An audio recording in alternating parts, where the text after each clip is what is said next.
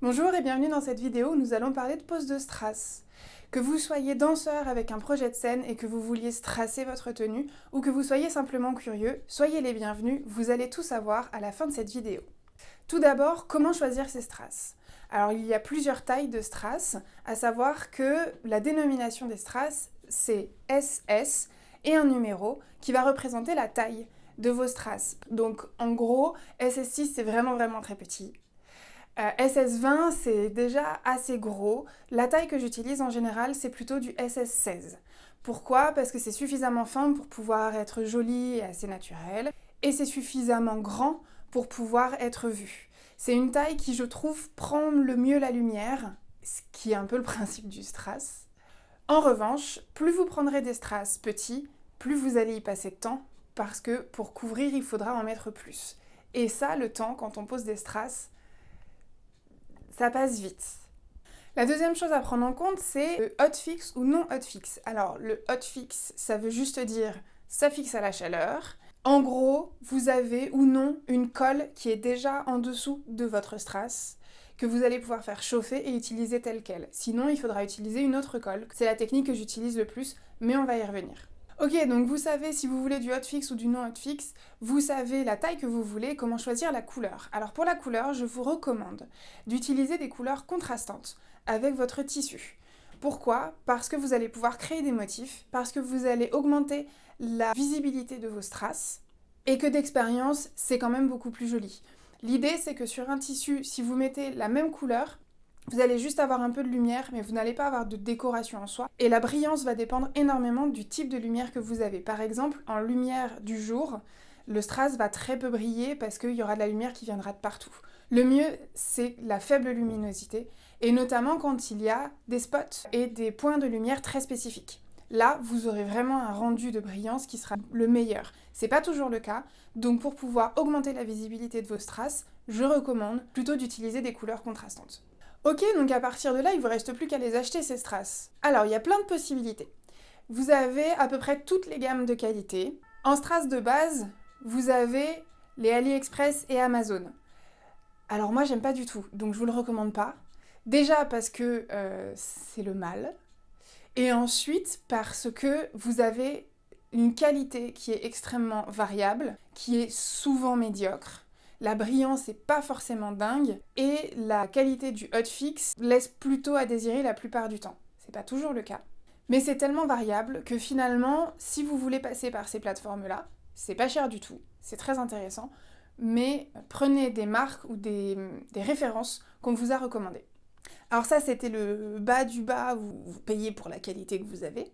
Vous avez le top du top, où là, vous avez donc Swarovski, qui font des strass à coller. Et là, en termes de qualité, vous pouvez y aller les yeux fermés. C'est génial, ça brille de mille feux. Mais c'est 120 € la boîte. La boîte, c'est 1440 strass. Ne vous y trompez pas, 1440, ça part très vite. Donc 120 € la boîte, tout le monde n'a pas forcément envie de mettre ce budget-là. Donc vous avez des qualités intermédiaires. En dessous, vous avez le Preciosa, qu'on trouve pas partout, qui globalement a une brillance relativement similaire, reste une très bonne qualité et qui tourne, je crois, autour des 90 €. Donc vous avez quand même 30 € de moins. 90 € les 1440. À peu près à revérifier. Ça reste quand même un budget. Moi, ce que j'utilise, c'est quelque chose de vraiment très intermédiaire. C'est Léopard Strass, qu'ils ont un site internet, ils sont basés au Portugal. Ce sont des danseurs qui ont justement eu cette problématique des strass extrêmement chers si vous voulez avoir quelque chose de qualitatif. Et l'idée, c'est qu'ils ont donc créé une entreprise, Léopard Strass, qui fabrique et distribue des strass de bonne qualité. C'est pas du Swarovski, mais c'est pas du AliExpress non plus. Moi, je trouve que c'est un très bon rapport qualité-prix. La boîte coûte environ entre 16 et 20 € selon les tailles et les qualités que vous voulez. C'est donc pour ça que c'est mon partenaire, et la plupart de mes strass que je pose sur les costumes, c'est du Léopard Strass. Ok, donc à partir de là, vous avez globalement la majorité des informations sur comment choisir vos strass. Vous êtes autonome, vous avez choisi vos strass, ok, mais est-ce que ça va coller? Alors à savoir, les strass peuvent se coller sur tout type de matière. Que ce soit du lycra ou du coton, simple et efficace, ça colle très bien sur du stretch, à condition d'étendre la matière avant, mais ça on va y revenir. Donc ça peut très bien coller sur du coton. Je vous renvoie vers ma vidéo où j'ai strassé des vieilles baskets qui sont très très belles en faible luminosité. Encore une fois, la faible luminosité, à la lumière du jour, c'est moins la folie. Donc le lycra basique, vous pouvez aussi le faire sur de la résille. Par exemple, le costume qui est derrière moi, le haut et tout le dos est en résille. Je les ai strassés quand même et ça passe très bien. Vous pouvez strasser sur de la dentelle, vous pouvez strasser sur du velours, vous pouvez strasser sur du cuir, pourquoi pas. Enfin vraiment, vous pouvez strasser à peu près sur tout.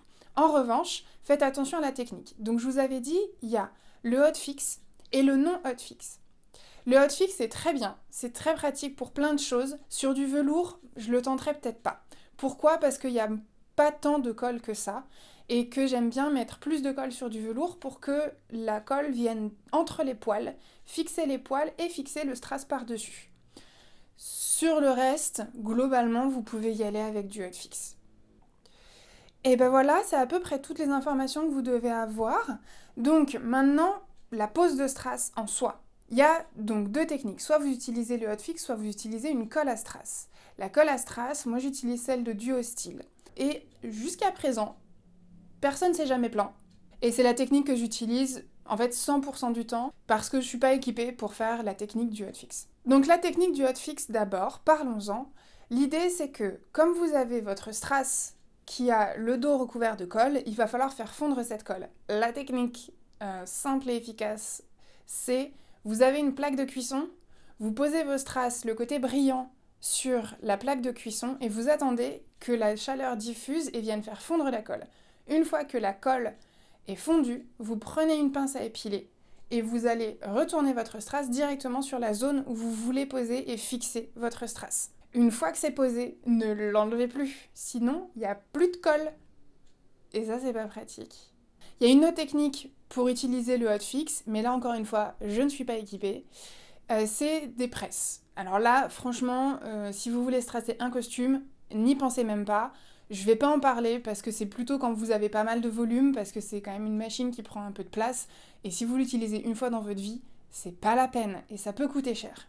L'autre technique que j'utilise, c'est donc la colle à strass. Précaution emploi, avant de strasser du stretch, je vous conseille de l'étirer. Pourquoi ? Parce que le fait qu'il soit déjà étiré, la colle va se positionner sur sa position d'utilisation standard et vous n'aurez pas de problème du type je l'enfile, ça tire et ça s'envole. Et c'est le moment où on passe en mode tuto. Pour utiliser cette technique, il vous faut des strass, évidemment, une pince à épiler ou un piqueur, de la colle à strass et le tissu que vous voulez strasser. Donc vous allez mettre des points de colle là où vous voulez que les strass soient disposés. Que ce soit des motifs, que ce soit de l'aléatoire, vous allez mettre les points de colle là où vous voulez que les strass restent. Vous pouvez y aller, la colle ne va pas sécher, et même à la rigueur, pour ceux qui connaissent la colle néoprène, c'est un peu le même principe. Si la colle sèche un petit peu, c'est mieux, ça tiendra un peu mieux. Donc vous pouvez y aller, vous en mettez une quinzaine, une vingtaine selon votre vitesse, et vous allez ensuite poser vos strass à l'aide de la pince à épiler ou à l'aide du piqueur, directement sur ce point de colle. Effectivement, il ne faut pas non plus la laisser traîner pendant une demi-heure, mais vous pouvez laisser passer 2 minutes sans problème.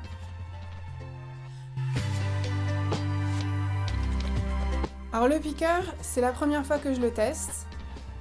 Et je peux vous garantir que j'ai vu la différence, j'ai gagné pas loin de la moitié du temps que je passe d'habitude. Ça va beaucoup plus vite, ça coûte pas grand chose, moi je l'ai acheté sur Etsy en Allemagne, ça coûte vraiment pas grand chose et vraiment ça fait gagner beaucoup de temps.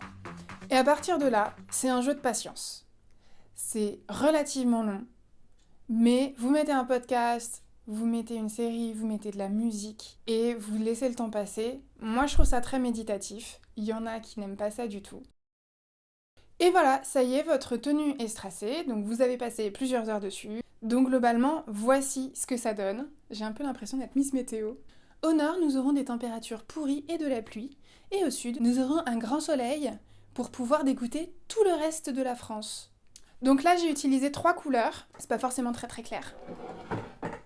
J'ai utilisé 3 couleurs, du rouge-ish, du orange et du jaune, et j'ai suivi les motifs de la dentelle devant, et j'ai créé des motifs à l'arrière. Donc voilà, n'hésitez pas, il n'y a pas de limite à ce que vous pouvez faire avec des strass globalement. Attention, petit point hyper important, vraiment, vraiment important, ne laissez pas tremper un costume strassé. L'eau va faire ramollir la colle et vos strass vont partir en voyage à Ouagadougou. Donc, ne laissez pas tremper. Vous pouvez laisser tremper, allez, 2 minutes, vite fait, mais pas plus. C'est-à-dire, pas de machine à laver. Et si vous voulez nettoyer, le mieux, c'est alors le spray vodka pour ceux qui connaissent. Et sinon, vous pouvez laver à la main, s'il vous plaît, essentiellement les parties où vous avez vraiment besoin de nettoyer, par exemple les aisselles. Allez-y doucement, ne frottez pas comme des brutes. Et ne laissez pas tremper pendant 1000 ans. Vous allez pleurer. Surtout si vous avez passé énormément de temps à strasser, vous allez pleurer. Et voilà, on arrive à la fin de cette vidéo. Vous savez désormais tout sur le strassage, ou presque.